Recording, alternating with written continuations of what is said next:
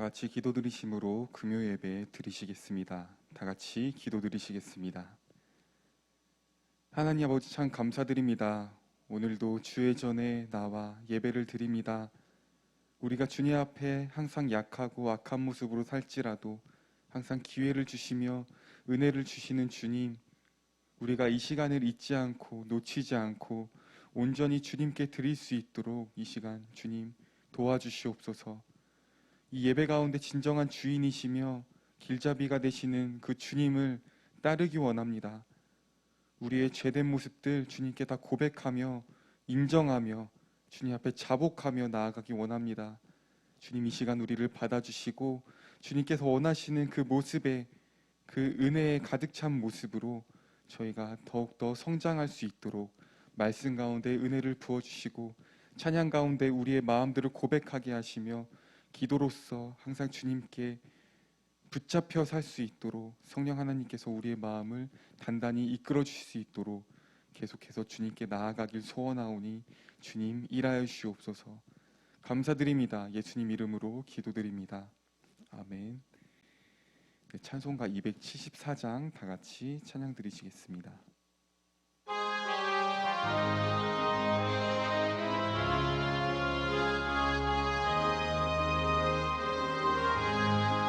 나 행한 것 죄뿐이니 주 예수께 비옵기는 나의 몸과 나의 맘을 깨끗하게 하옵소서.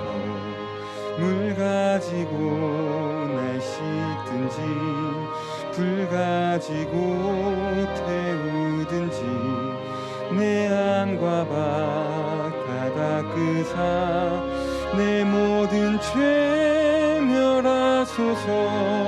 내 어두운 눈 밝히시니 참 기쁘고 고마우나 그보다 더 원하오니 정결한 맘 주옵소서. 물 가지고 날 씻든지 불 가지고 태우든지 내 안과 밖 다 닦으사 내 모든 죄 멸하소서. 정결한 맘 그 속에서 신령한 빛이 오니 이러한 맘 나 얻으면 눈까지도 밝으리라. 물 가지고 날 씻든지 불 가지고 태우든지 내 안과 밖 다 닦으사 내 모든 죄 멸하소서. 못된 행실 다 고치고 악한 생각 다 버려도 주 앞에서 정결타고 자랑치는 못하리라. 물 가지고 날 씻든지 불 가지고 태우든지 내 안과 밖 다 닦으사 내 모든 죄 1절부터 찬양합시다. 나 행한 것 죄뿐이니 주 예수께 비옵기는 나의 몸과 나의 맘을 깨끗하게 하옵소서. 물 가지고 날 씻든지 불 가지고 태우든지 내 안과 밖 다 닦으사 내 모든 죄 멸하소서.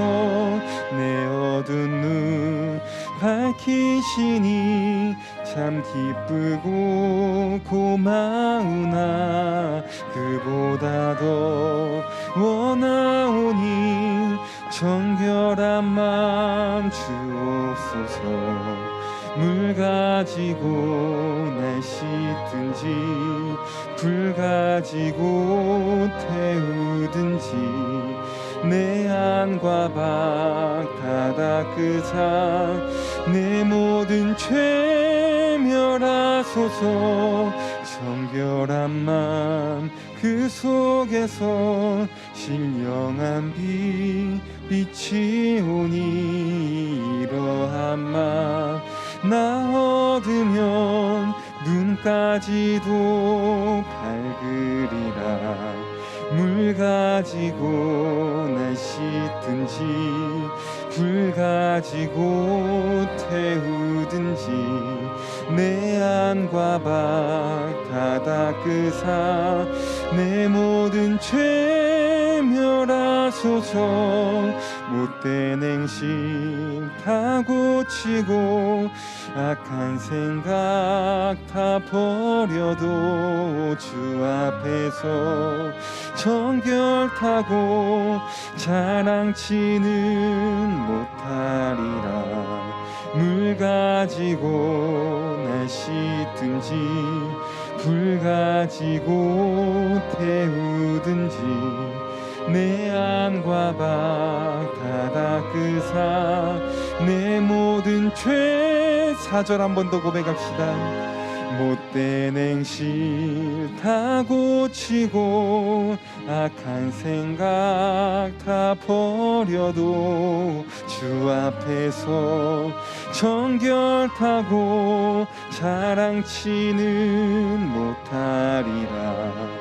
물 가지고 날 씻든지 불 가지고 태우든지 내 안과 밖 다 닦으사 내 모든 죄 멸하소서.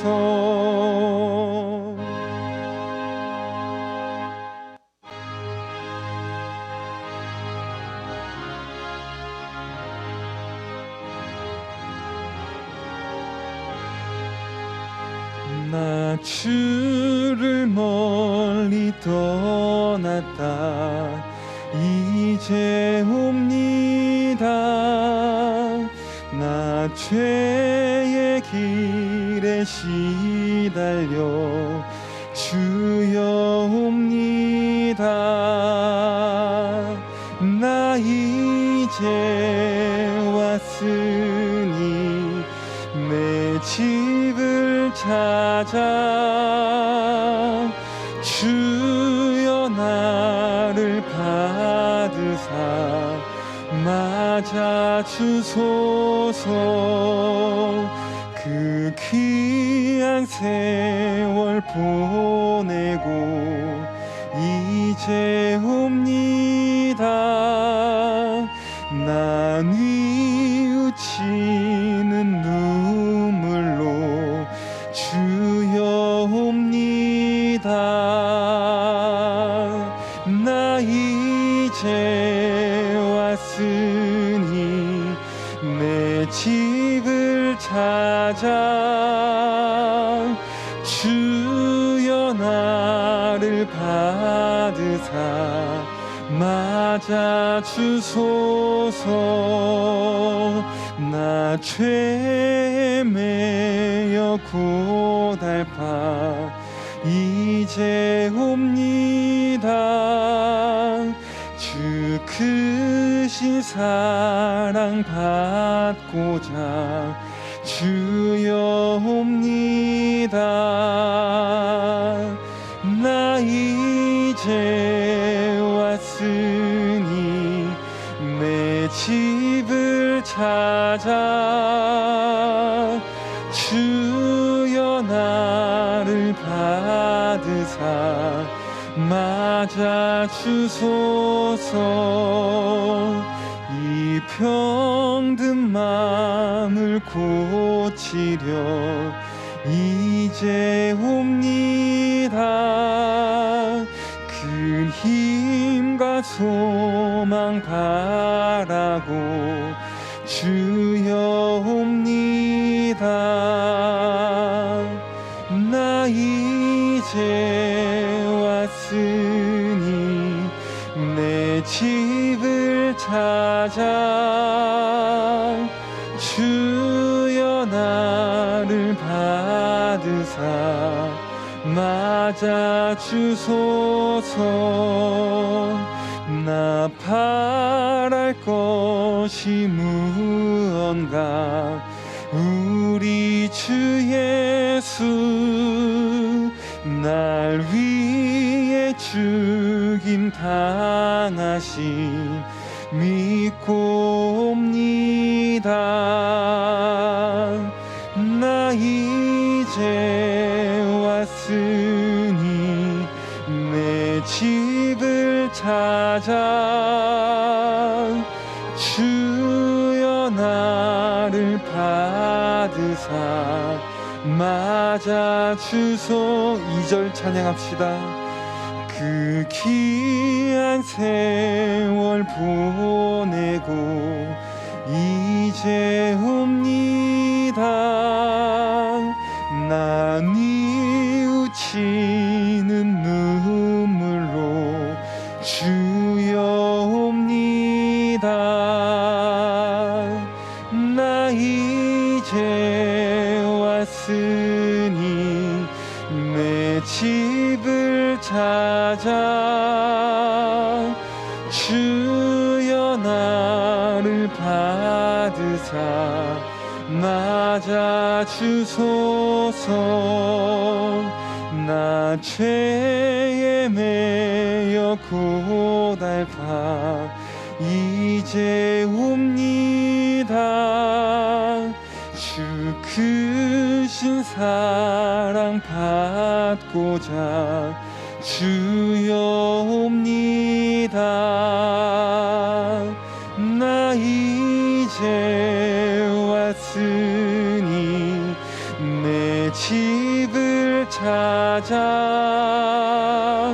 주여 나를 받으사 맞아 주소서. 이 병든 마음을 고치려 이제 옵니다. 큰 힘과 소망 바라고 주여 옵니다.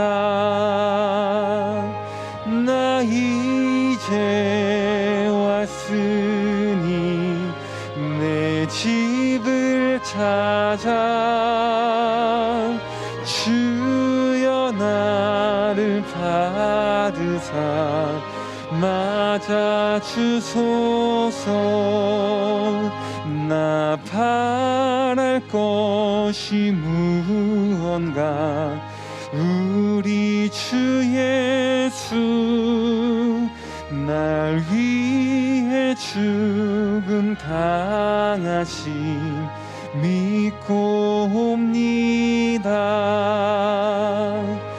나 이제 왔으니 내 집을 찾아 주여 나를 받으사 맞아 주소서.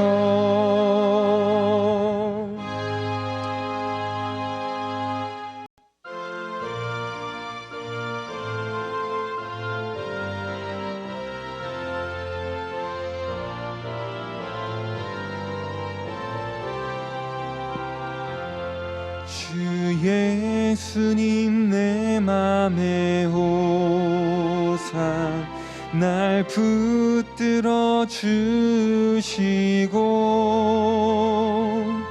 내 마음에 새 힘을 주사 늘 기쁘게 하소서. 사랑의 주 내 마음속에 찾아오사 내 모든 죄 사하시고 내 상한 마음 고치소서. 주의 예수님 내 맘에 오사 내 소원 다하시고 내 무거운 짐 맡아주사 참 평안을 주소서.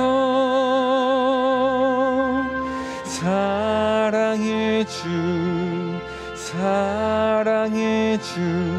내 맘속에 찾아오사 내 모든 죄 사하시고 내 상한 맘 고치소서. 주 예수님 내 맘에 오사 날 정결케 하시고 그 은혜를 내 맘에 채워 늘 충만케 하소서. 사랑의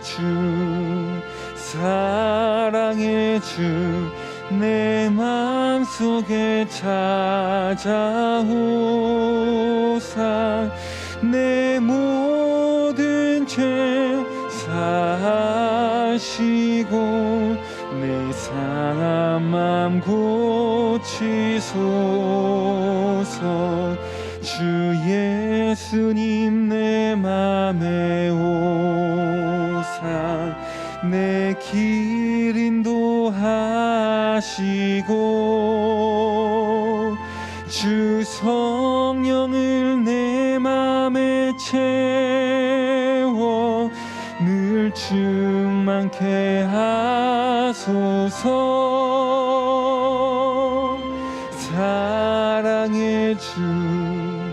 사랑의 주 내 맘속에 찾아오사 내 모든 죄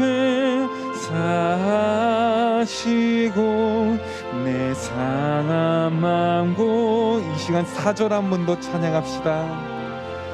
주 예수님 내 맘에 오사 내 길 인도하시고 주 성령을 내 맘에 채워 늘 충만케 하소서. 사랑의 주 내 맘속에 찾아오사 내 모든 죄 사하시고 내 상한 맘 고치소서.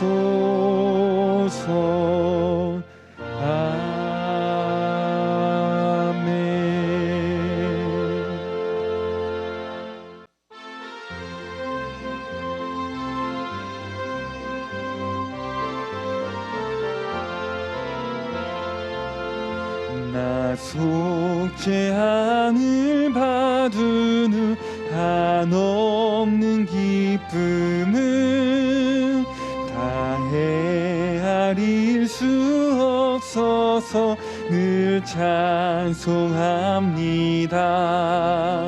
나 속죄받은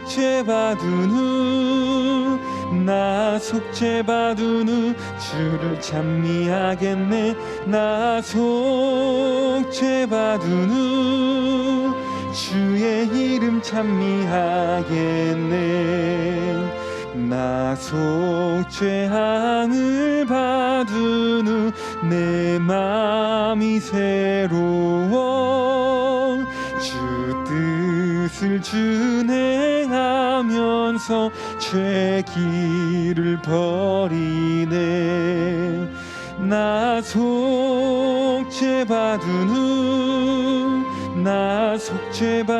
후 주를 찬미하겠네. 나 속죄받은 속죄받은 후 주의 이름 찬미하겠네. 나 속죄함을 받은 후 성령이 오셔서 하나님 자녀 된 것을 곧 증언합니다. 나 속죄받은 후, 나 속죄받은 후 주를 찬미하겠네. 나 속죄받은 후 주의 이름 찬미하겠네. 나 속죄함을 받은 후 보혈의 공로로 내 주의 은혜 입으니 늘 평안합니다. 나 속죄받은 후, 나 속죄받은 후 주를 찬미하겠네. 나 속죄받은 후 주의 이름 찬미하겠네. 아멘.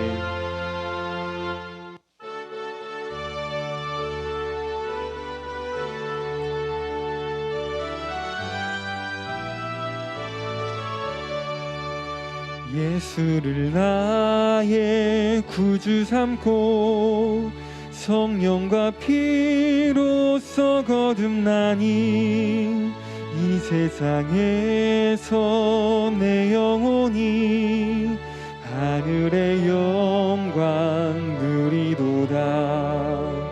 이것이 나의 간증이요, 이것이 나의 찬송일세.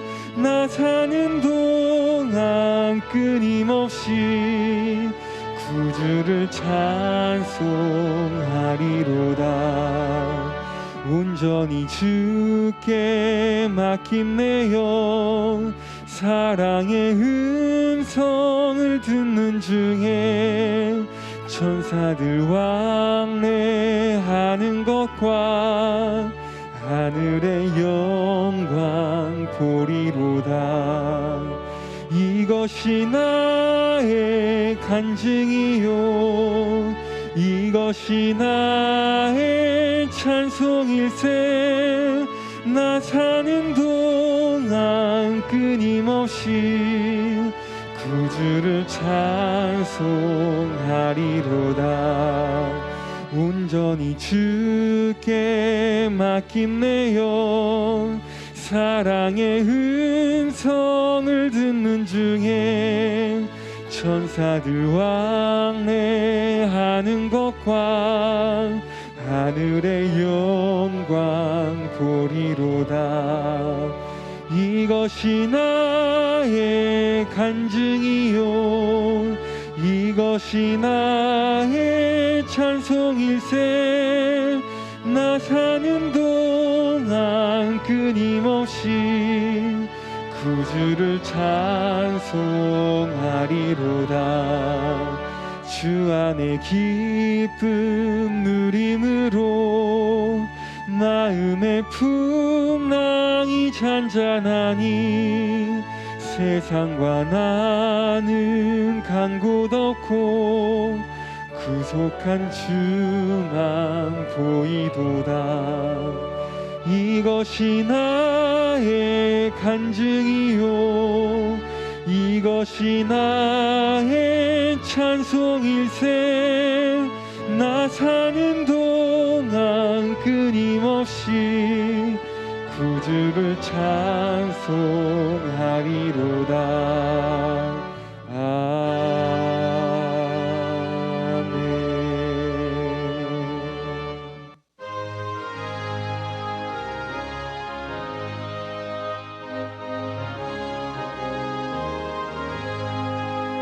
나의 생명 되신 주님 앞에 나아갑니다.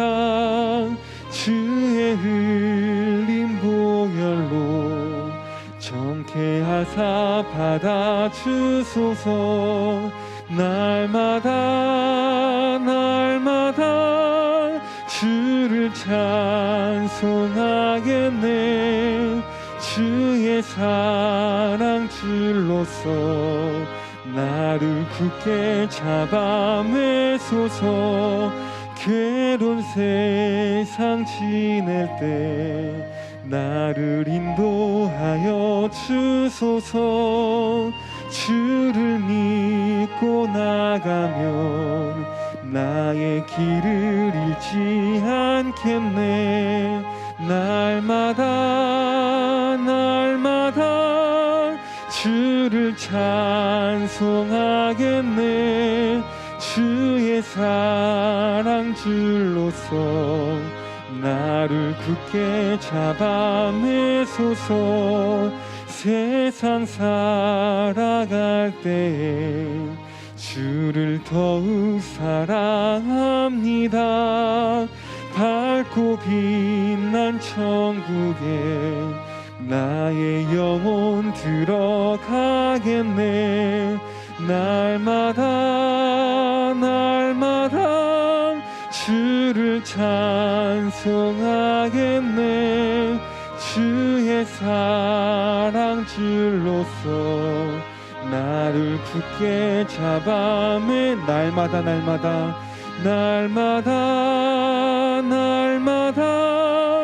주를 찬송하겠네. 주의 사랑 줄로서 나를 굳게 잡아 매소서. 이 시간 오늘 예배를 위해서 다 같이 기도드리시겠습니다.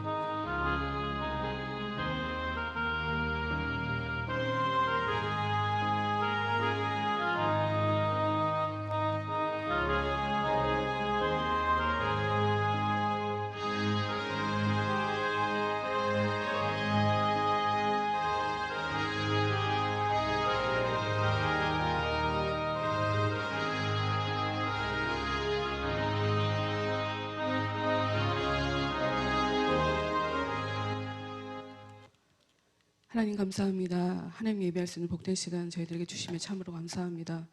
하나님 이 시간에 우리가 하나님을 더 깊게 알기 원합니다. 말씀을 통해서 우리가 반드시 알아야 할 것들을 제대로 깨닫기를 소원합니다. 하나님 이 시간 저희들에게 지혜로 명철로 역사하여 주시옵소서.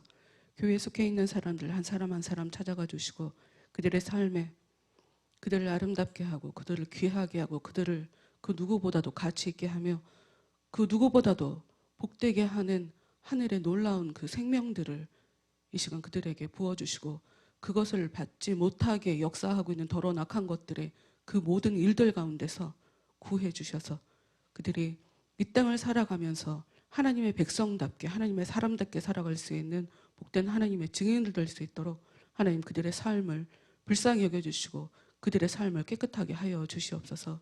끝나는 시간까지 주께서만 역사해 주셔서 제 입 가운데 또 저희들의 귀 가운데 은혜로 역사해 주셔서 마땅히 우리를 살리는 그 귀한 지식을 깨닫고 그것 가지고 기도할 때에 하나님의 그 생명을 풍성하게 받을 수 있도록 주여 도와주시옵소서. 예수님 이름으로 기도합니다. 아멘. 네, 우리는 지난주에 바울의 글들을 보면서 바울이 어떤 글을 보면 예수님의 재림이 속히 일어날 것처럼 보이고 있고 어떤 글은 그렇지 않은 것처럼 보이는데 이것이 과연 어떠한 의미를 가지고 있나? 그것에 대해서 지난주에 봤죠. 많은 학자들이 대부분 바울이 종말에 대해서 착각을 하고 있었던 것 같다. 사실 그렇게 가르치고 있어요.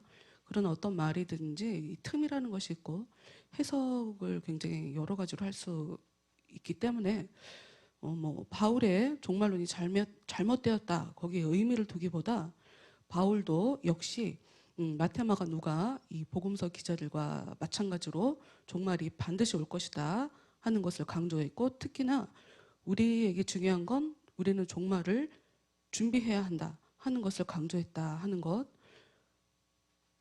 바울의 글들을 통해서 우리가 지난주에 봤던 거고요.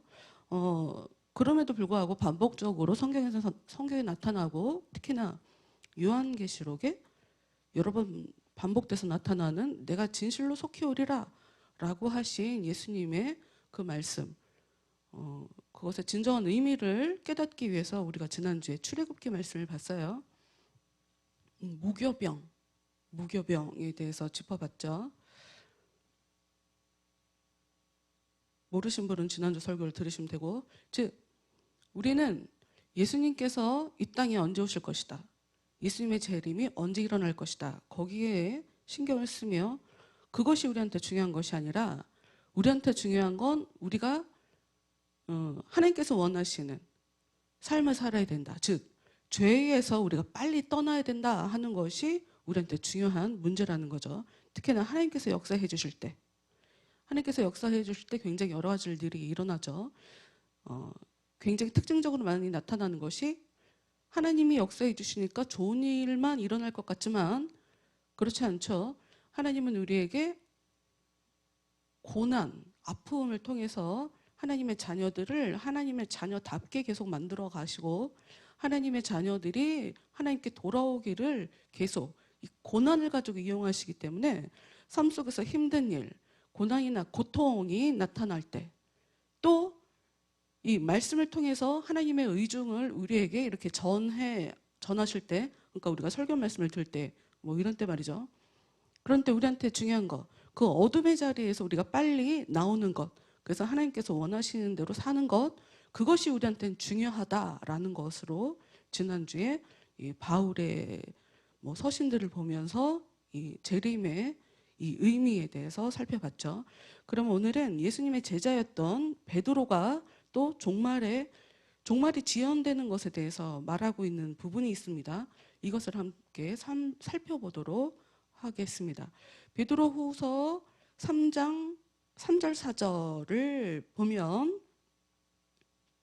베드로후서 3장 3절 4절,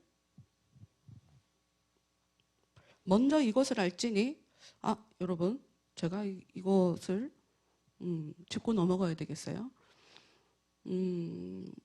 종말을 이야기할 때 지구 종말에 대해서는 우리가 모른다고 얘기했잖아요. 그런데 우리의 생명이 끝나는 것에 대해서는 우리가 준비할 수 있다고 했잖아요. 그것과 또 하나 우리가 함께 봐야 될 게 있어요. 그러니까 어떤 사건이나 역사의 종말, 이걸 함께 봐야 돼요.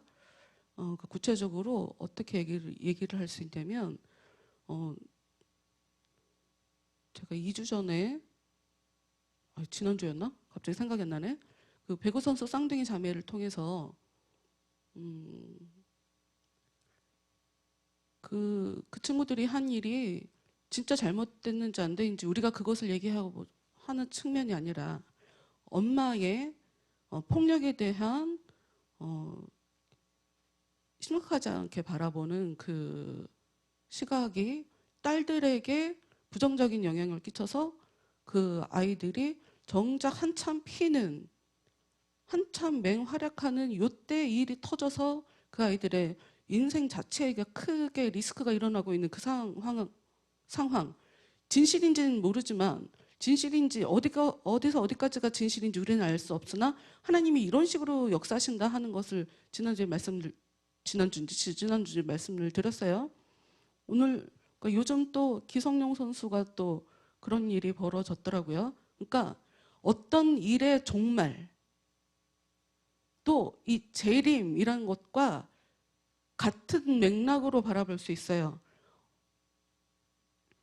말씀을 듣다 보면 여러분 깨닫게 되니까, 하여튼 일단 베드로후서 3장 3절 4절 말씀 봅시다. 먼저 이것을 알지니 말세에 조롱하는 자들이 와서 자기의 정욕을 따라 행하며 조롱하여 이르되, 주께서 강림하신다는 약속이 어디 있느냐? 주상들이 잔 후로부터 만물이 처음 창조될 때와 같이 그냥 있다니. 말씀을 보면 대충 아실 것 같아요. 이 말씀은 믿으려고 하는 사람들의 말은 아닙니다. 이것은 어떤 사람들이냐? 하나님의 말씀에 대한 신뢰를 떨어뜨리려고 하는 의도를 가지고 사람들이 와서 조롱을 하는 말이에요. 아니, 주님께서 오신다더니, 강림하신다더니 왜 우리가 지금 살아가고 있는 우리의 삶이 만물이 창조될 때와 똑같이 뭐 전혀 변함이 없네. 왜 어딘가 망하고 있다라는 이야기가 없네. 이런 식으로 조롱하고 비아냥거리는 그런 사람들에 대한 기록이에요.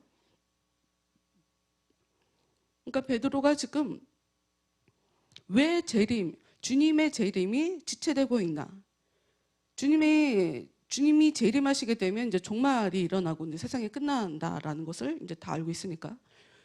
근데 왜 주님의 재림이 지체되고 있나 하는 그 부분에 대해서 이제 답을 하거든요. 8절 9절에 답을 하고 있어요. 베드로후서 3장 8절 9절.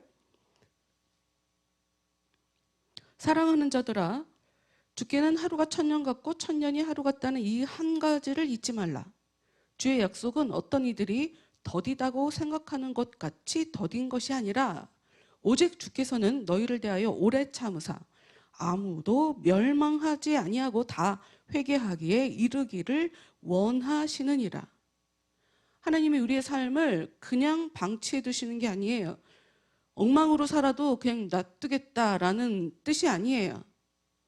할 수 없어 라고 포기하시는 것도 아니에요.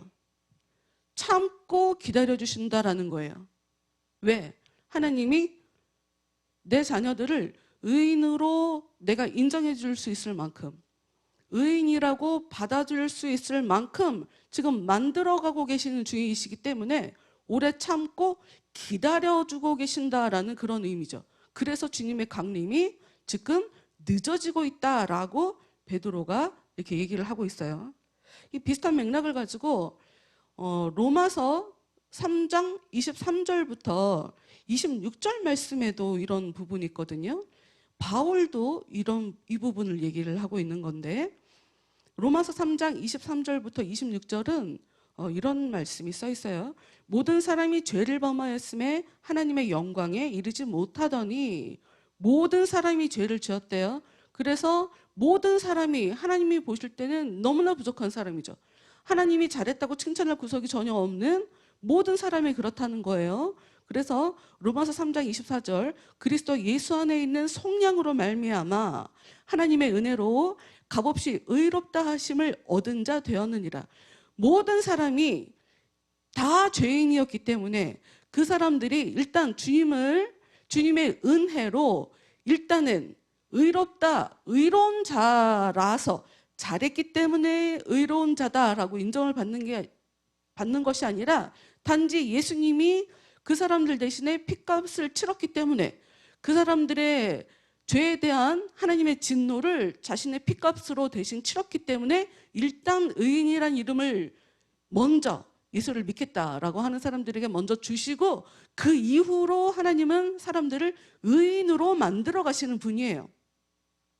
그래서 로마서 3장 25, 26절, 이 예수를 하나님의 그의 피로써 믿음으로 말미암는 화목제물로 세우셨으니 이는 하나님께서 길이 참으시는 중에 전에 지은 죄를 간과하심으로 자기의 의로우심을 나타내려 하심이니 곧 이때에 자기의 의로우심을 나타내사 자기도 의로우시며 또한 예수 믿는 자를 의롭다 하려 하심이라.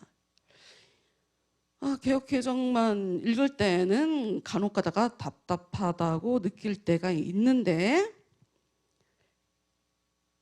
제가 우리말 성경으로 이 부분을 좀 쉽게 읽어드리죠. 모든 사람이 죄를 지었으므로 하나님의 영광에 이르지 못합니다. 그러나 그리스도 예수 안에 있는 구속으로 인해 하나님의 은혜로 값없이 의롭다는 인정을 받습니다. 하나님께서는 이 예수를 속죄 제물로 내어주셨습니다. 의롭게 되는 것은 예수의 피를 믿음으로써 이루어집니다. 이는 하나님께서 오래 참으시는 가운데 과거에 지은 죄를 간과하심으로 그분의 의를 나타내시기 위함입니다. 지금 이때에 하나님께서 그분의 의를 나타내신 것은 자신이 의로우시며 또한 예수를 믿는 사람들을 의롭다고 인정하시는 분임을 나타내시기 위함입니다. 하나님이 왜 참으시냐? 여기서 참으신다라는 이야기, 베드로후서 3장 9절에도 나오는 하나님께서 참으신다라는 이야기가 나오는데, 이 참는다라는 것은 오래 참는다, 인내한다라는 그런 뜻이에요. 하나님이 막연하게 주님의 강림을 연기하고 계신 것이 아니라 인간에게 회개의 충분한 기회를 주시기 위한 하나님의 인내의 표시예요. 인내의 표시. 그래서 하나님이 오래 참고 있다라고 말하는 것이고, 하나님이 오래 참고 있는 것으로 내가 의롭다. 내가 너희들의 죄를 용서해 줄 거야. 그래서 나는 의로워. 내가 너희들을 참아주고 있어. 나는 의로워. 이렇게 지금 오래 참아주고 계신 그분, 분명히 일이 터져도 100번은 터져야 되는데 아무 일도 일어나지 않는 하나님께서 참아주고 계시고 기다려주고 계시는 그것으로 인해서 하나님은 당신의 의로움을 사람들에게 지금 나타내고 있다라고 하는 거죠. 그런데 그것을 믿지 않으려고 하는 사람들은 오히려 반대로 하나님이 대체 있긴 있는 거냐? 왜 아무 일도 안 일어나는 거냐라고 비아냥거리는 조롱하는 말로 이 예수님의 재림을 평가절하하고 있는 것이죠. 근데 우리한테 중요한 건 하나님이 왜 오래 참고 계시냐? 하나님은 어느 누구도 멸망하기를 바라지 않기 때문이에요. 근데 여기서 중요한 거, 어느 누구도라고 하는 것에 나도 포함이 되지만 우리 주위의 사람들도 포함이 된다는 것을 우리가 알아야 돼요. 왜냐? 다른 사람들의 구원의 문제, 안 믿기로 작정한 이 사람들의 이 문제, 이것을 어떻게 볼 것인가? 하나님은 그들이 망하는 것도 원하지 않으실 거예요. 하나님은 그들의 모습도 지금 지켜봐 주시고 기다려 주시는 것이 하나님의 의로우심이니까요. 그러면 우리는 재림에 대해서 무엇을 준비해야 되나? 다시 말씀드리지만 예수님의 재림이 언제인지가 중요한 게 아니라 우리가 주님의 재림을 어떻게 준비해야 할지가, 이것이 우리한테 되게 중요한 문제인데, 이것과 더불어 열왕기하 7장 8절 9절 말씀을 보면 이런 말씀이 써 있어요.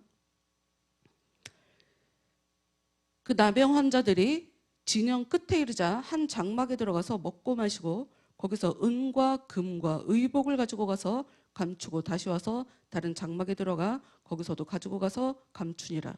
나병 환자들이 그 친구에게 서로 말하되 우리가 이렇게 해서는 아니 되겠도다. 오늘은 아름다운 소식이 있는 날이거늘 우리가 침묵하고 있도다. 만일 밝은 아침까지 기다리면 벌이 우리에게 미칠지니 이제 떠나 왕궁에 가서 알리자 하고.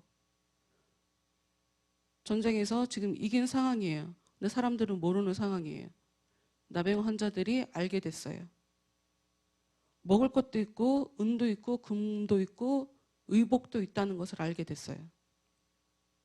근데 이 나병 환자들이 무슨 얘기를 하고 있냐? 오늘은 아름다운 소식이 있는 날인데 우리가 침묵하고 있으면 벌이 우리에게 미칠 것이다.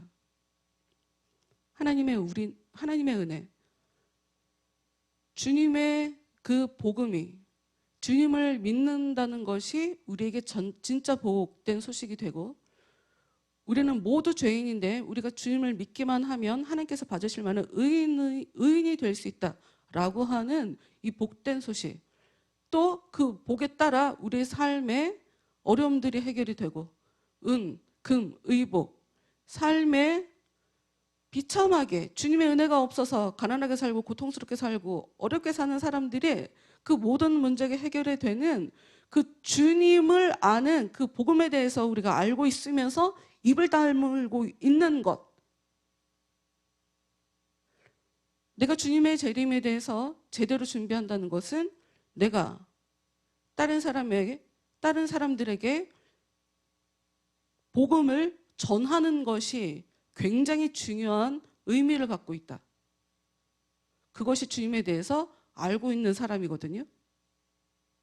또 하나, 예레미야 48장 10절의 말씀에 이런 말씀이 써 있어요.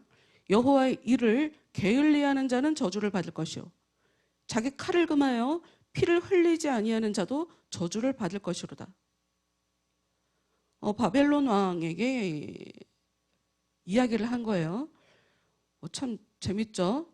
하나님을 믿지 않는 바벨론 왕에게 여호와의 일을 게을리하면 저주를 받는다라고 얘기를 하고 있어요. 모든 사람에게, 여호와의 일은 아주 단순하게 얘기해요. 단순하게 성경이 하나님을 믿는 것이 부지런한 사람이고 하나님을 믿는 것을 신경 쓰지 않고 사는 사람이 하나님 앞에 게으른 사람이에요. 그리고 전쟁을 해야 하나님께서 원하실 때 피를 흘려야 돼요. 칼을 휘둘러야 돼요. 그것을 하지 않으면 저주를 받아요. 아닌 걸 아닌 거라고 얘기를 해줘야 되고 옳지 않은 것을 옳지 않다라고 얘기를 해줘야 되고 내 문제에 대해서 내 가슴이 아프더라도 과감히 끊어놔야 되고 지금 이게 여호와 앞에 열심히 일하는 사람이에요. 그런 일을 게을리하는 사람이 저주를 받는다 하고 성경이 얘기하고 있어요. 부지런히 행하는 사람, 이 사람들이 재림을 준비하는 사람이죠. 또 에스겔 33장 8절 9절은 이렇게 얘기를 하고 있어요. 가령 내가 악인에게 이르기를 악인아 너는 반드시 죽으리라 하였다 하자 내가 그 악인에게 말로 경고하여 그의 길에서 떠나게 하지 아니하면 그 악인은 자기 죄악으로 말미암아 죽으려니와 내가 그의 피를 내 손에서 찾으리라. 무슨 말이냐? 내가 하나님의 은혜를 알아서 나는 뭐가 옳은 것인지 알지만 모르는 사람, 악인, 나는 하나님의 은혜를 알기 때문에 죄를 짓지 않지만 하나님의 은혜를 모르는 사람이 죄를 짓는 그 악인을 보면서 내가 아무 말 않고 입을 다물고 있다면 그 사람은 자신의 죄 때문에 죽겠죠. 근데 문제는 뭐가 문제냐? 그 사람의 핏값을 나에게서 찾겠다라고 하는 것이 성경의 가르침이에요.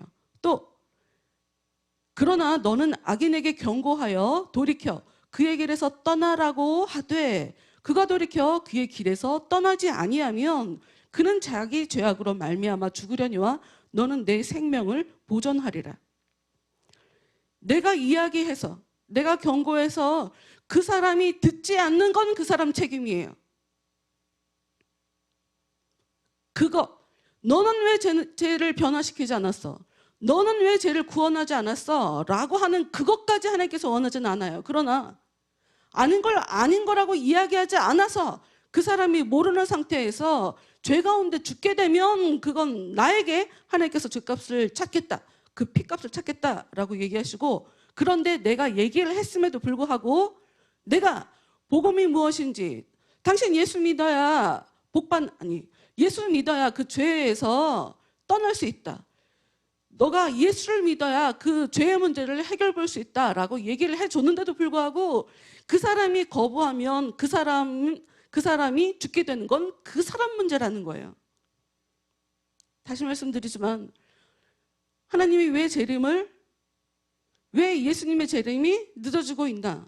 한 사람이라도 더 죽지 않고 하나님 앞에 살아야 하기 때문에 죽는 것을 원하지 않기 때문에 하나님이 내가 죽지 않는 것도 하나님이 나한테 굉장히 중요한 문제라고 여기시지만 내 주위에 있는 사람들도 죽지 않는 것을 하나님께서 원하시기 때문에 그들에게 내가 지금 어떻게 하고 있냐라고 하는 이 문제 이게 굉장히 중요하죠. 이 사람들한테 마땅히 해야 할 일을 하지 못하고 있다면 그 모든 죄값은 나한테 돌아오기 때문이라는 거예요.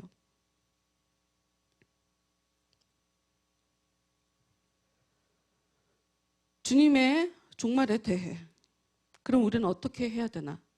주님의 재림 그렇죠.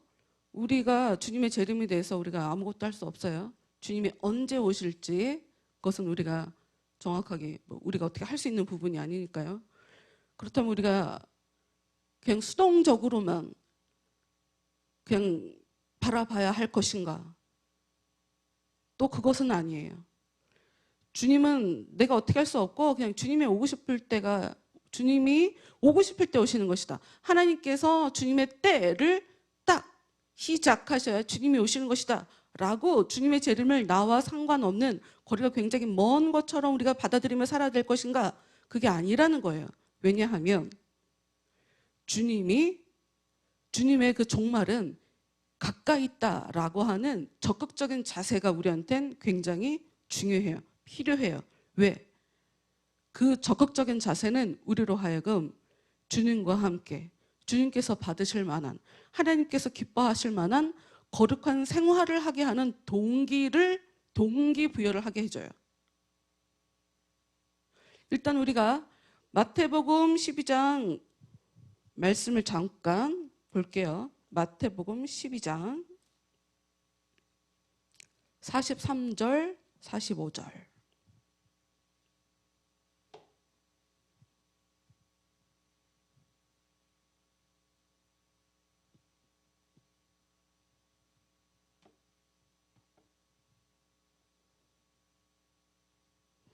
마태복음 12장 43절 45절.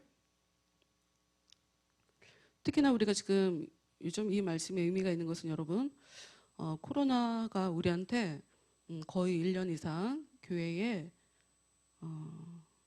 적극적으로 나오지 못하게 했어요. 대면 예배를 드릴 수 없게 비대면으로 드리게 했으니까. 사람들은 무엇을 깨닫게 되냐? 요즘 같은 이 시대에 교회 안 나가도 아무 일도 큰일이 벌어지지 않는구나. 이걸 배우게 된다라고 여러분 생각할 수 있어요. 근데 여러분 그거 착각이에요. 그런 일은 없습니다. 다시 말씀드리지만 재차 여러분들이 사실 다른 교회에서는 이런 부분을 강조하지 않아요. 제가 많은 설교를 이제까지 들어봤고 많은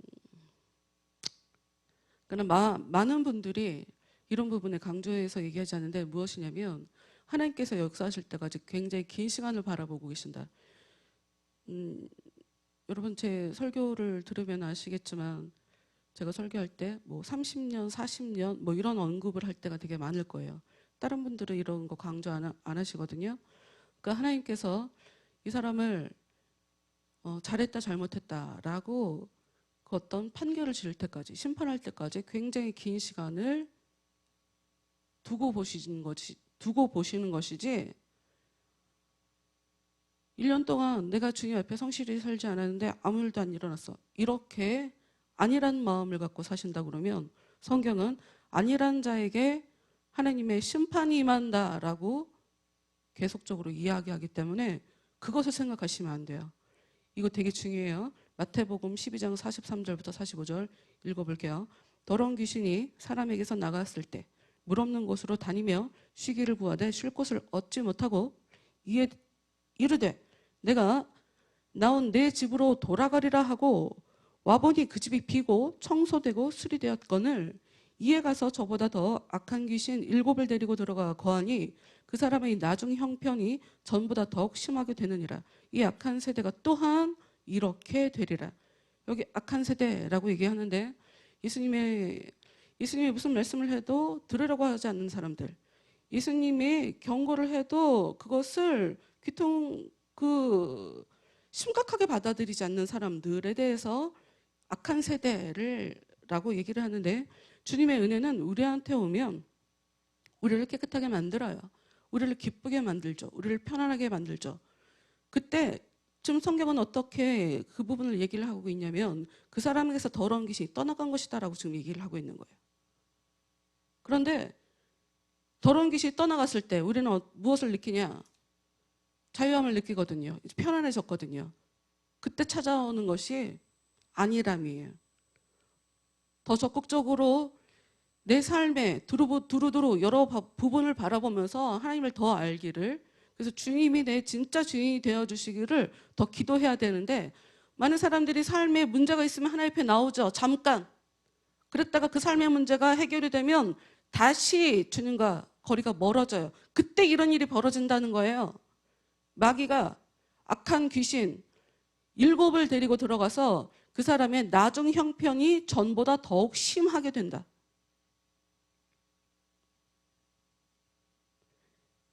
주님은 우리가 더 알기 위해서 노력해야 돼요. 힘쓰고 애써야 돼요. 내 삶의 두루두루 여러 부분을 보면서 내가 정말 하나님의 은혜를 제대로 알고 있는 사람인가 아닌가? 우리는 그것을 계속 집중해서 봐야 할 필요가 있어요. 왜 그러냐? 베드로후서 말씀을 보면 주님의 은혜를 알아야 은혜와 평강이 우리에게 많아진다라고 얘기를 해요. 오늘 다른 데 보고 이제 다시 조금 있다가 베드로서로 다시 돌아갈 건데, 하나님의 은혜를 더 알아야, 예수님에 대해서 알아야 우리의 삶에 은혜가 많아지고 우리의 삶이 더 평화로워진다라고 성경이 얘기를 하고 있어요.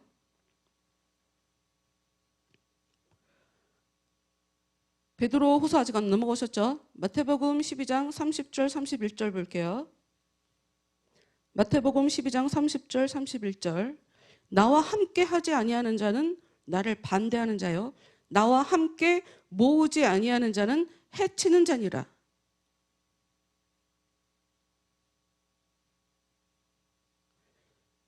여러분, 성경은 주님과 함께 하지 않는 사람을 주님을 반대하는 사람이라고 얘기를 해요. 주님과 함께 모이지 않는 사람을 주님을 해치는 사람이라고 얘기를 해요. 예수님이 스스로 말씀하신 거예요. 그래서 주님이 어느 정도였냐? 마태복음 12장 46절부터 50절까지 말씀을 보면 예수님의 육신의 어머니인 마리아와 예수님의 동생들에 대한 기록이 나와요. 예수님은 예수님의 어머니와 예수님의 동생들에 대해서 내 어머니다, 내 형제라고 얘기하지 않아요. 왜? 예수님의 어머니와 예수님의 동생들은 예수님과 함께 하는 사람이 아니었어요. 예수님과 함께 모이는 사람이 아니라 예수님이 사람들과 같이 있을 때에 예수님을 끌어내려고 하는 사람이었어요. 그래서 예수님은 예수님의 자신의 어머니와 자신의 동생들까지도 어머니로, 형제로 인정하지 않는 그런 기록을 성경이 하고 있다. 예수님 46절, 마태복음 12장 46절부터 50절 말씀까지 읽어드릴게요. 예수께서 무리에게 말씀하실 때에 그의 어머니와 동생들이 예수께 말하려고 밖에 섰더니 한 사람이 예수께 여짜오되 보소서 당신의 어머니와 동생들이 당신께 말하려고 밖에 서 있나이다 하니, 말하던 사람이 대답하여 이르시되 누가 내 어머니며 내 동생들이냐 하시고 손을 내밀어 제자들을 가리켜 이르시되 나의 어머니와 나의 동생들을 보라. 누구든지 하늘에 계신 내 아버지의 뜻대로 하는 자가 내 형제요 자매요 어머니이니라 하시더라. 예수님은 육신을 기준으로 보는 것이 아니라 행동을 어떻게 하느냐에 따라 내 형제다, 내 자매다, 내 어머니다라고 보시는 분이에요. 그러니 우리는 예수님의 그 재림을 우리의 행동으로, 우리의 삶을 통해 내가 어떻게 행동을 하느냐, 여기서 이 부분에서 예수님의 재림을 준비하는 것이지, 예수님이 이 땅에 오셨을 때 아니면 우리가 하나님께로 갔을 때 잘했다, 칭찬하실 수 있는 그런 인생을 살 수 있도록 우리의 행동, 우리의 삶을 통해서 우리는 재림을, 예수님의 재림을 준비하는 것이다라는 것이죠. 일단 로마서 13장 12절부터 14절까지 말씀 한번 더 보도록 할게요. 로마서 13장 12절부터 14절. 낮이 깊고 밤이 가까웠으니 그러므로 우리가 어둠의 일을 벗고 빛의 갑옷을 입자. 그래야 될 이유는 11절에 구원이 처음 믿을 때보다 가까웠습니다. 주님의 재림이 전보다 가까워졌다라는 것을 전제로 하고 지금 얘기를 하고 있죠. 다시요. 12절. 밤이 깊고 낮이 가까웠으니 그러므로 우리가 어둠의 일을 벗고 빛의 갑옷을 입자. 어둠의 일은 무엇일까요? 빛의 갑옷을 입는 것은 무엇일까요? 13절, 14절에 설명하고 있죠. 낮에와 같이 단정히 행하고 방탕하거나 술 취하지 말며 음란하거나 호색하지 말며 다투거나 시기하지 말고 오직 주 예수 그리스도로 옷 입고 정력을 위하여 육신의 일을 도모하지 말라.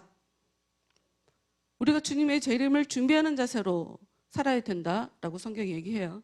나뿐만 아니라 내 주위의 사람들에게도 그 사람들이 변하는 건 내 몫은 아니지만 그 사람에게 그것이 아니다, 주님을 믿어야 된다, 더 단순하게 교회 나와야 된다라고 얘기하는 건 내 몫이라는 거죠. 맘대로 살도록 그냥 아무 말 안 하고 입 다물고 있는 것은 내 문제인 것이죠. 그건 어둠의 일인 거죠. 어둠의 일. 우리는 이렇게 단정히 행하고 방탕하거나 술 취하지 말며, 성경에서 술 얘기가 나왔을 때는 보통 그냥 알코올 이런 것을 얘기하는 게 아니에요. 정신 차려라 이런 얘기예요. 정신 바짝 차려라.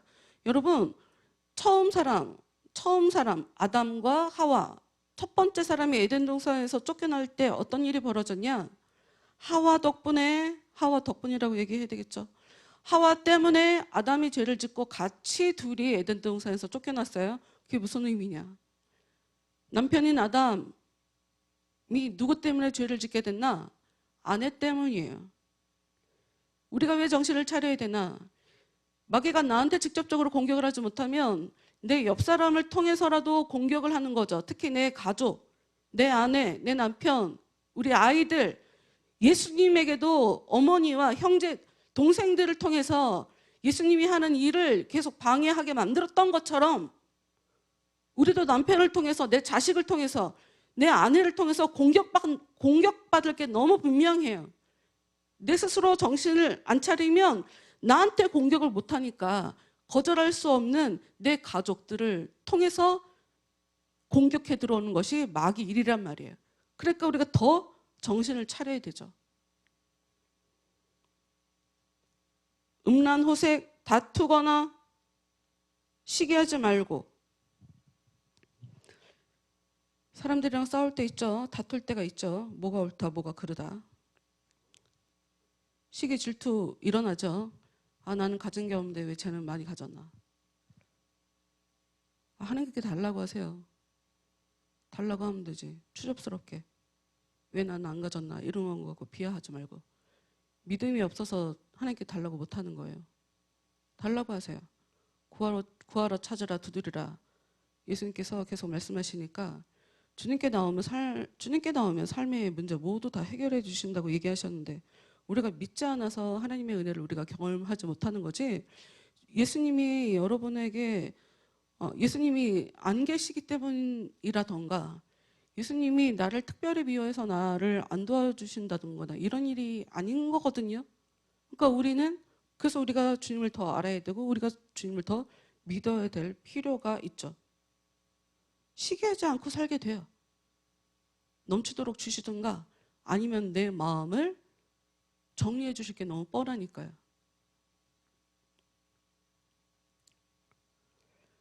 우리 베드로전서 1장 13절부터 15절 말씀 한번 봅시다. 베드로전서 1장 13절부터 15절.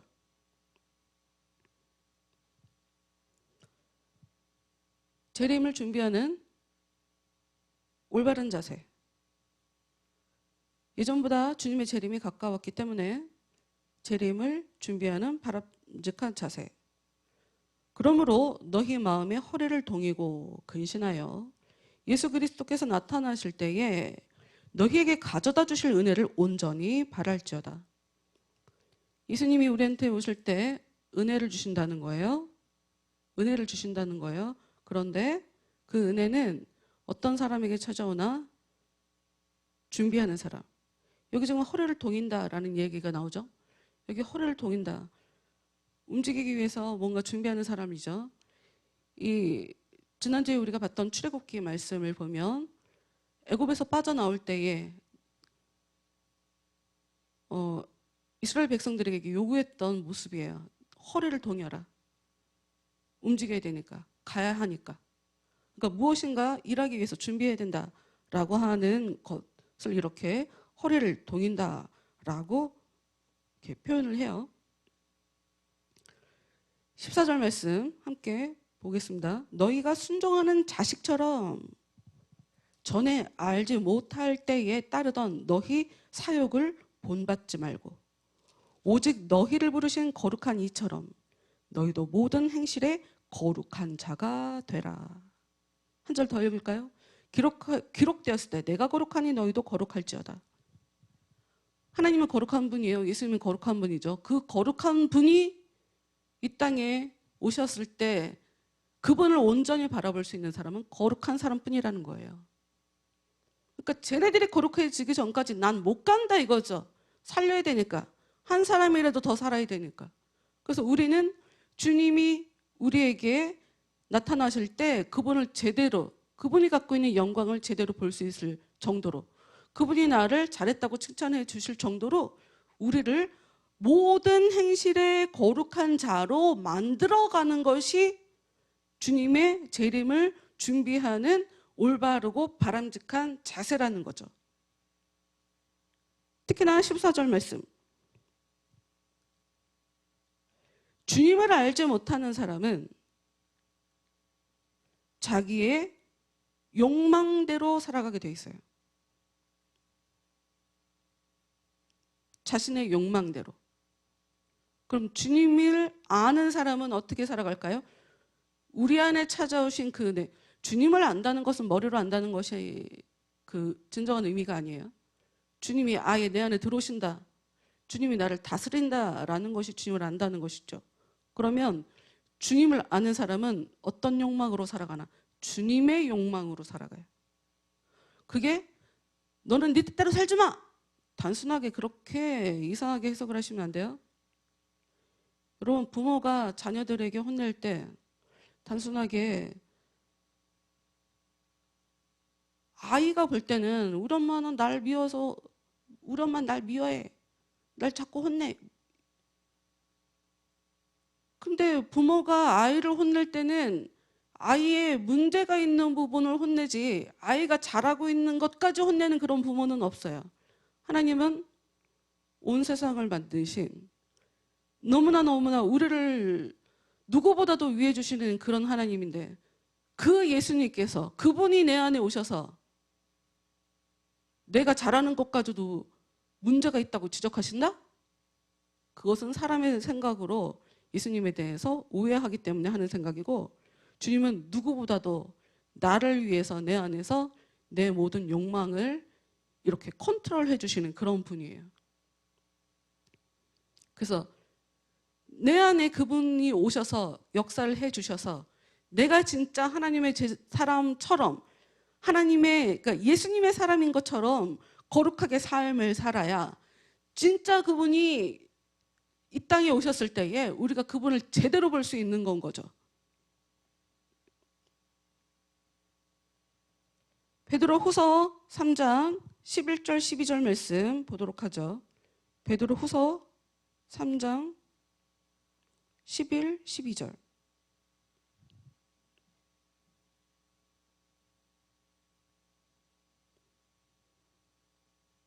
이 모든 것이 이렇게 풀어지리니.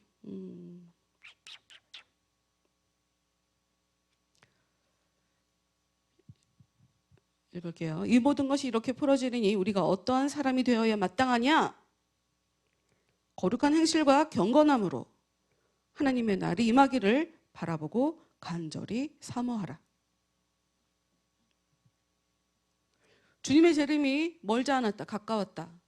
사모하는 마음으로 살아간다는 사람은 대체 어떻게 살아가겠습니까?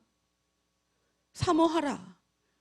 당장 주님이 이 땅에 오실 것을 사모해라. 그 사람이 어떻게 인생을 엉망으로 살아요? 어떻게 더러운 모습으로 살겠습니까? 절대로 그런 일이 있을 수 없죠. 어떻게 거룩하지 않게 살겠어요? 당장 내일 오실 건데 지금 그분이 오셔도 내가 떳떳할 만큼 주님 지금 와주세요. 이걸 내가 기도할 수 있는 사람이 아무 생각 없이 그런 기도를 어떻게 합니까? 어떻게 그런 자세를 갖고 살아요? 주님의 재림은 언제인지 알 수 없어요. 그러나 성경은 우리에게 주님의 재림이 임박한 것처럼 살아라 이거죠. 그런 마음이 우리로 하여금 주님이 더 기뻐하시게 받아줄 수 있는 그런 사람으로 살 수 있게 만들어버리는 그 동기부여를 우리한테 주니까. 왜냐하면 여러분, 사람은 쉽게 변하지 않아요. 정말 사람은 쉽게 변하지 않아요.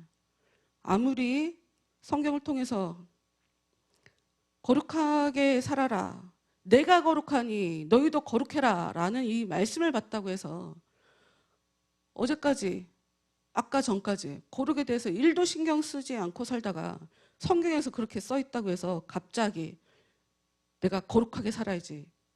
거룩하게 사는 게 안 됩니다. 사람은 금방 안 돼요. 사람이 금방 안 변하기 때문에 빨리 우리는 마음 자세를 바꿔야 되는 것이고 빨리 우리는 삶의 행동을 바꿔야 하는 거예요. 왜?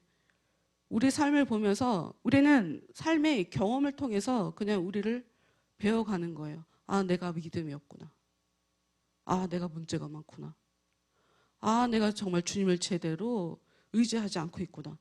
우리는 우리 삶에 벌어지는 그러니까 쉽게 말해서 시행착오를 통해서 고난이 일어나야 그것을 통해서 넘어지는 우리 모습을 보며 아, 내가 믿음이 없구나 하는 것을 우리가 깨달으면서 조금씩 바뀌어가는 존재이지 금방 바뀌는 것이 사람이 아니에요. 여러분, 사람은 안 바뀐다니까요. 그렇기 때문에 우리에게는 주님을 향해서 사모하는 마음이 있어야 된다는 거예요. 사모하는 마음을 가지고 살아야 진짜 변하기 시작한다는 거죠. 들으세요. 요한 1서에도 이런 말씀이 있어요. 사도 요한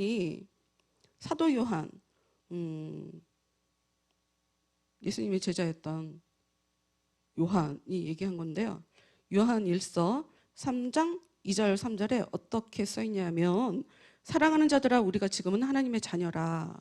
장래에 어떻게 될지는 아직 나타나지 아니하였으나 그가 나타나시면 우리가 그와 같을 줄 아는 것은 그의 참모습 그대로 볼 것이기 때문이니 주를 향하여 이 소망을 가진 자마다 그의 깨끗하심과 같이 자기를 깨끗하게 하느니라.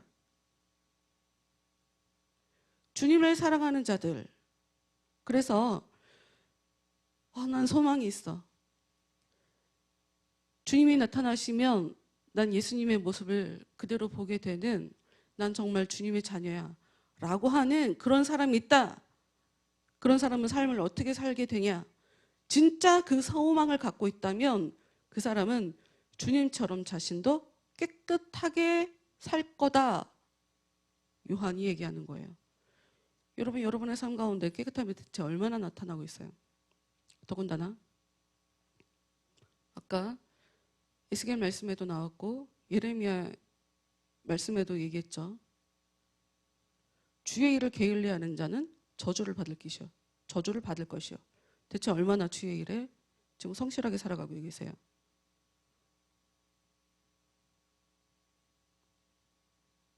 내 주위의 악인에게 내가 입을 다물면 그 죄값이 나한테 돌아올 거니까 나는 최소한 걔가 믿든 안 믿든 걔의 선택이고 내가 할 몫은 내가 할 거야 라고 과연 내 주위 사람들에게 얼마나 얘기하고 지금 살고 있는 거예요.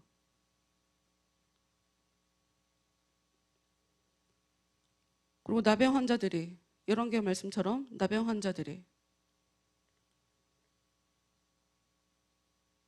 와, 먹을 것도 많고 은도 있고 금도 있고 의복도 있고, 와, 이렇게 좋은 것을 내가 입 다물고 있다니, 이러면 내가 벌 받을 거야.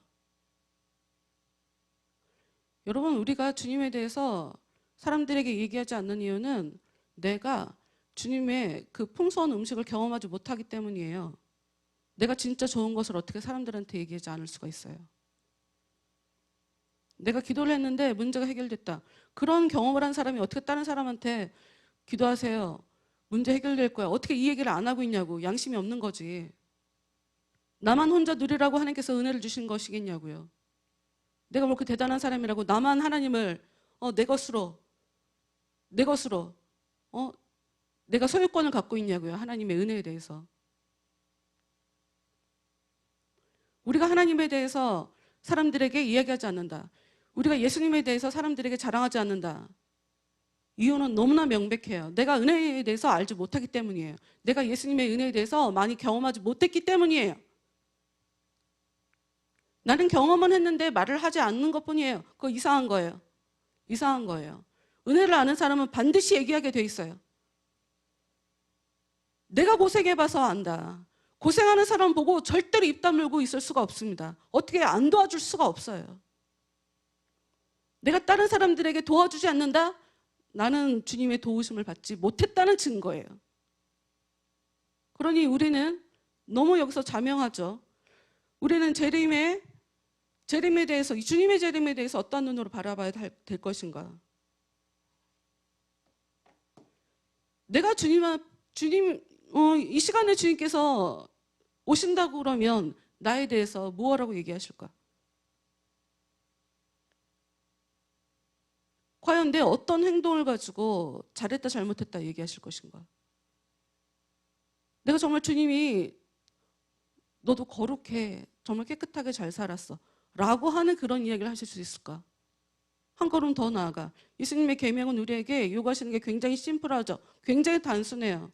하나님 사랑해, 이웃 사랑해. 내가 과연 하나님을 얼마나 사랑하고 있나? 정말 여러분 하나님 사랑하시냐고요?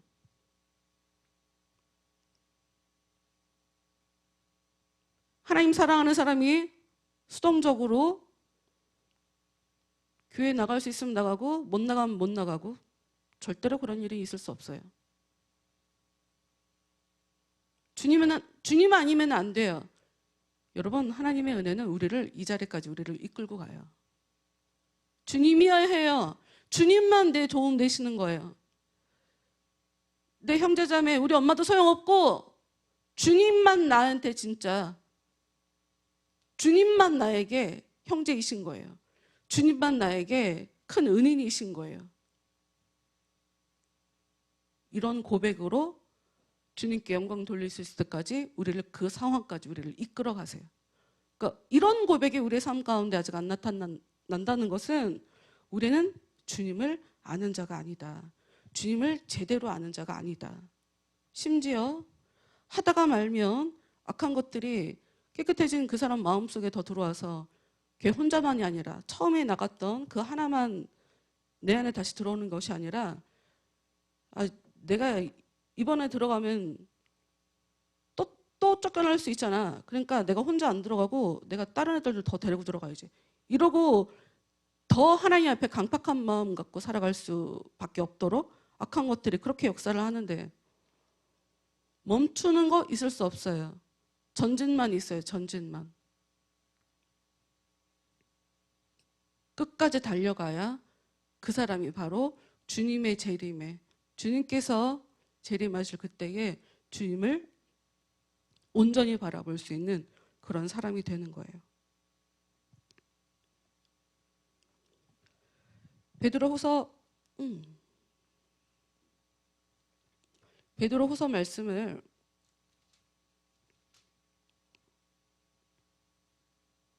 현대어 성경으로 좀 읽어드릴게요. 1장만 여러분에게 좀 읽어드릴게요. 베드로후서 1장. 예수 그리스도의 종이요. 이거 1장 읽고 기도할 거예요. 예수 그리스도의 종이요 사도인 시몬 베드로가 같은 마음을 가진 여러분에게 이 편지를 씁니다. 우리 하나님이시요 구원자이신 예수 그리스도께서 주신 이 믿음은 얼마나 귀한 것인지요. 또한 그러한 같은 믿음을 우리 모두에게 갖게 하신 그리스도께서는 얼마나 의롭고 선하신 분이신지요. 여러분은 하나님의 은혜와 평안을 더욱더 받기를 원합니까? 그렇다면 예수 그리스도를 더 깊이 배우십시오. 우리가 예수 그리스도를 깊이 알면 알수록 그리스도께서는 당신이 지니신 위대한 능력으로 하나님 앞에서 올바른 생활을 하기에 필요한 모든 것을 우리에게 나누어 주십니다. 그뿐만이 아닙니다. 그리스도께서는 당신의 영광과 선한 품성도 우리에게 나누어 주십니다. 그리고 그 같은 권능으로 놀라운 은총을 풍성하게 내려주시기로 약속해 주셨습니다. 그 덕분에 우리는 정욕과 부패에서 해방되어 그분의 품성을 나누어 받게 된 것입니다. 그러나 이런 은사를 받아 간직하려면 믿음만으로는 부족합니다. 여러분은 하나님께서 기뻐하실 수 있도록 덕을 쌓아야 합니다. 그러나 그것만으로도 부족합니다. 하나님을 더 깊이 알고 하나님께서 여러분에게 무엇을 원하시는지를 알아야 합니다. 더 나아가 여러분은 욕망을 버리고 인내와 경건을 몸에 익히며 기쁨으로 자기 자신을 하나님께 맡겨야 합니다. 이렇게 하면 다른 사람과 즐겁게 사귈 수 있고 친밀해지며 깊이 사랑할 수 있는 사람이 될 것입니다. 여러분은 우리 주 예수 그리스도의 유익하고 쓸모 있는 사람이 되는 것입니다. 믿음만 있으면 그만이라고 여기고 더 이상 아무것도 추구하지 않는 사람은 장님이든지 심한 근시안입니다. 그런 사람은 하나님께서 주님을 위해 강하고 올바르게 살 수 있도록 죄에 물든 옛 생활에서 구원해 주셨다는 것을 까맣게 잊어버린 사람입니다. 그러므로 사랑하는 형제들이여, 더욱더 힘써 여러분이 참으로 많은 사람들 가운데서 하나님의 부르심을 받고 선택을 받은 사람이라는 것을 행동으로 증명하십시오. 그러면 여러분은 결코 넘어지는 일이 없을 것이고, 하나님께서는 여러분을 영접하시려고 우리 주님이요 구주이신 예수 그리스도의 영원한 나라로 들어가는 문을 활짝 열어 놓으실 것입니다. 이런 일은 여러분이 이미 알고 있어서 잘 지켜나가고 있을지도 모르지만, 혹시나 여러분이 잠시라도 잊어버리는 일이 있을까 염려되어 당부해 두는 것입니다. 이것은 내가 이 세상에 살아있는 동안에 이러한 것을 여러분에게 적어보내어 깨우침을 주고자 하는 것입니다. 주 예수 그리스도께서는 내가 이 땅 위에 머물 날이 얼마 남지 않았다는 것을 알려주셨기 때문입니다. 그러면 내가 이 세상을 떠난 후에라도 여러분이 이것들을 기억하여 여러분의 마음에 분명하게 새길 수 있을 것이기 때문입니다. 우리가 여러분에게 주 예수 그리스도의 능력과 재림에 관해 들려준 이야기는 교묘하게 꾸며낸 이야기가 아닙니다. 나는 내 눈으로 그리스도의 광채와 그 영광을 직접 보았습니다. 하나님의 아버지께서 그에게 존귀와 영광을 주실 때 곧 지극히 영광스러운 분께서 그에게 말씀하셨습니다. 이는 나의 사랑하는 아들이요 내가 흐뭇하게 여기는 아들이다. 우리가 그 거룩한 산에서 그분과 함께 있을 때 우리는 이 말소리가 하늘로부터 들려오는 것을 들었습니다. 이렇게 해서 우리는 예언자들이 말한 것이 사실대로 이루어진 것을 목격한 것입니다. 예언자들이 기록한 모든 것을 보다 직접적인 사실로 연관시켜 보아도 좋습니다.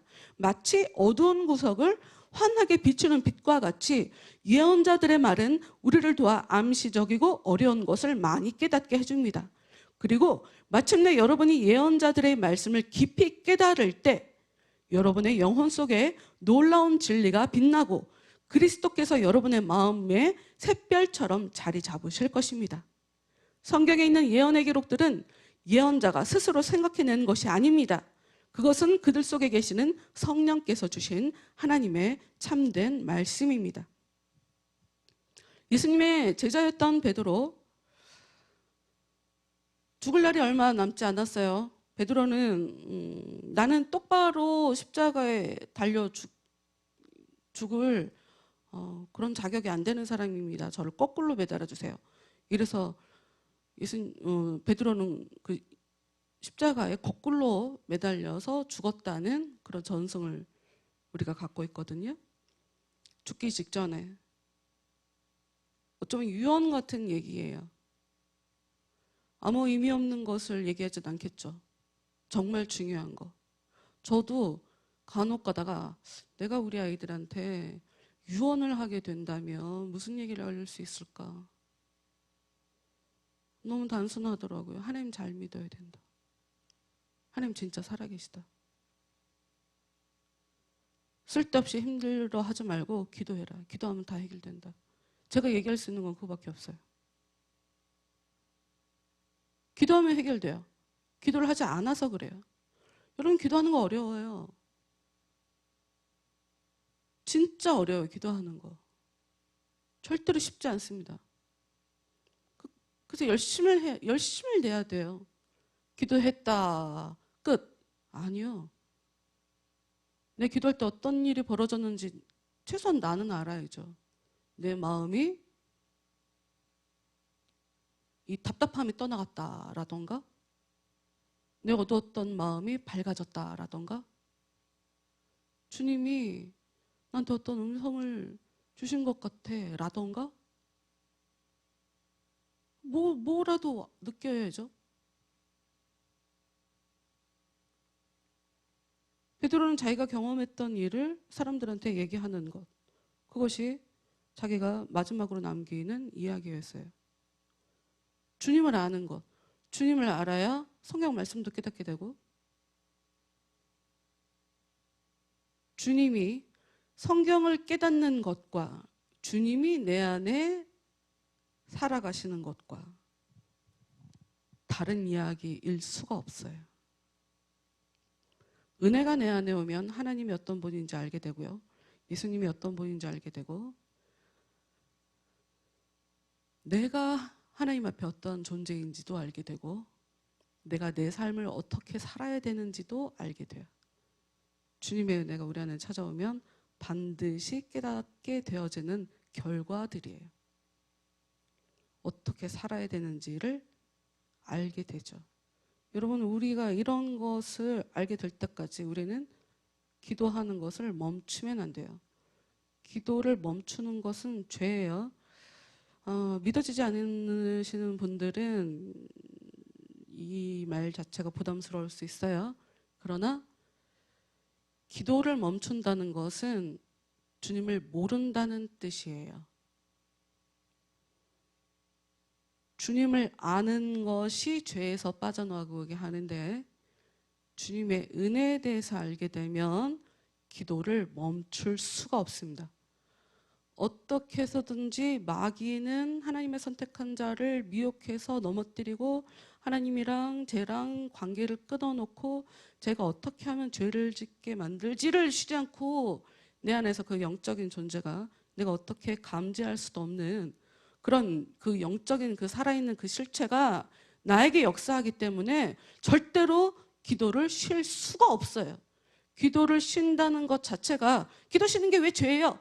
이거 굉장히 단순하게 얘기할 것이 아니라 은혜를 모른다는 게 죄예요. 은혜를 모르기 때문에 기도를 쉬는 것이란 말이죠. 어찌됐건 베드로도 바울이 얘기했던 것과 같이 종말이 늦게 오는 이유는 하나님이 많은 죄인들, 우리는 모두 하나님 앞에 죄인이기 때문에 그 죄인들이 하나님 앞에 변화되기를 기다려주고 계시는 것이다. 한 사람이라도 회개하고 하나님께 나오기를 기다려주고 있는 것이다 라고 베드로도 그 얘기를 하고 있어요. 그리고 잠시 베드로 후서 1장 말씀을 봤던 것처럼 주님의 은혜를 알게 되면, 주님에 대해서 알게 되면 내 삶에 은혜가 넘쳐지고 내 안에 평강이 넘쳐나고, 주님의 그 은혜를 알게 되면, 주님에 대해서 알게 되면 내 성품이 변하고 내 삶이 변한다 라고 베드로가 이야기를 하고 있죠. 기도합시다. 주님, 제가 주님을 모릅니다. 제가 주님을 더 알기 원합니다.